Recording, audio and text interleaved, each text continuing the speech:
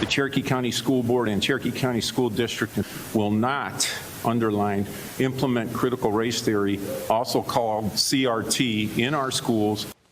Welcome back. A Georgia school board voting against CRT in their school curriculum. Former student from Cherokee County School District, Bailey Katzenstein, was at that meeting, and she joins us now. Bailey, thanks for getting up with us. What message does this vote send? Quite honestly, I think it's confusing. They banned the critical race theory while ignoring the fact that we were there to talk about the DEI and SEL programs, which are completely synonymous with the critical race theory. So I think that they're relying on wordplay to try to confuse Cherokee County representative or constituents that aren't necessarily completely involved because they're busy with their day-to-day life, and they're relying on, the wordplay to get behind the ability to push through some stuff that basically is based on the same ideologies as critical race theory. So this isn't done in your eyes?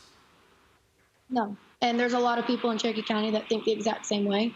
Unfortunately, there's a lot more people that think that that was, the one big one that we needed, but it's not.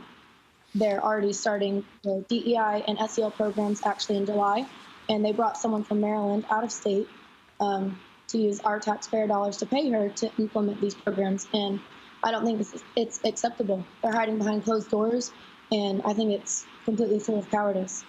We want you to keep us posted on your former school district, but let's focus on your state on the whole. Governor Brian Kemp wrote a letter to the State Board of Education basically saying we got to get rid of this thing. We must instead focus on our goal of providing the highest quality education to every child in Georgia without partisan bias or political influence. Education in Georgia should reflect our fundamental values as a state and nation: freedom, equality, and the God-given potential of each individual. Do you think the last year has really opened up Americans' eyes about critical race theory? Because quite frankly, I don't think a lot of us were discussing this beginning of 2020, middle of 2020. I think it really sort of caught fire. But, it's been 15 months that I think it really has taken off.